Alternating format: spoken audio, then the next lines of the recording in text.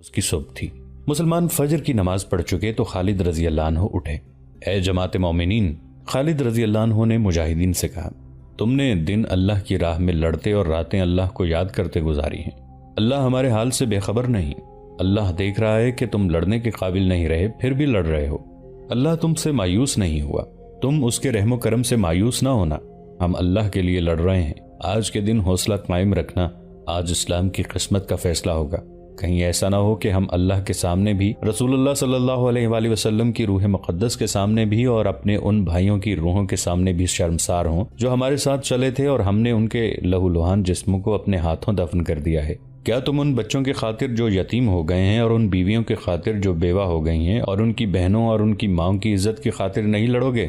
بے شک ابن الولید، مجاہدین کی آوازیں اٹھیں، ہم لڑیں گے، شہیدوں کے خون کے قطرے قطرے کا انتقام لیں گے۔ آج کے دن لڑیں گے، کل کے دن اور زندگی کے جتنے دن رہ گئے ہیں وہ کفار کے خلاف لڑتے گزار دیں گے۔ اس طرح مجاہدین نے خالد رضی اللہ عنہ کی آواز پر جوش و خروش سے لبیک کہا، لیکن ان کی آوازوں میں وہ جان نہیں تھی جو ہوا کرتی تھی۔ جہاد کا عزم موجود تھا۔ خالد رضی اللہ عنہ کا یہ پیغام سارے محاذ تک پہنچایا گیا۔ ہر سالار کی زبان پر یہی الفاظ تھے، آج کے دن حوصلہ نہ ہارنا، آج کے دن۔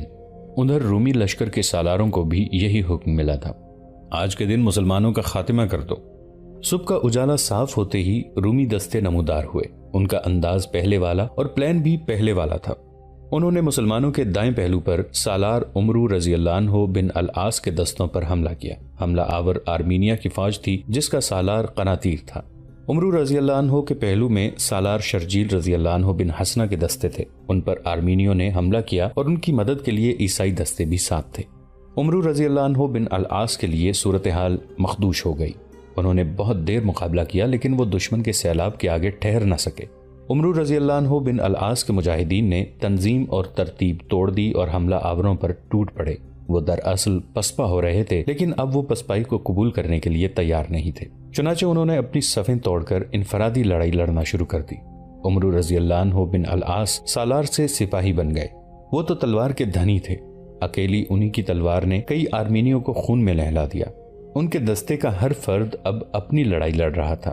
انہوں نے دشمن کی بھی ترتیب توڑی۔ رومیوں کے اتحادی یہ آرمینی اس قسم کی لڑائی کی تاب نہ لا سکے، لیکن وہ پسپا نہیں ہو سکتے تھے، جس کی ایک وجہ تو یہ تھی کہ ان کے پیچھے تازہ دم عیسائی دستے موجود تھے۔ وہ آرمینیوں کو پیچھے نہیں آنے دیتے تھے۔ دوسری وجہ یہ تھی کہ ان کے سالار پیچھے ہٹنے کا حکم نہیں دیتے تھے، اور تیسری وجہ یہ کہ مسلمان تعداد میں کم ہونے کے باوجود انہیں لڑائی میں سے نکلنے نہیں دے رہے تھے۔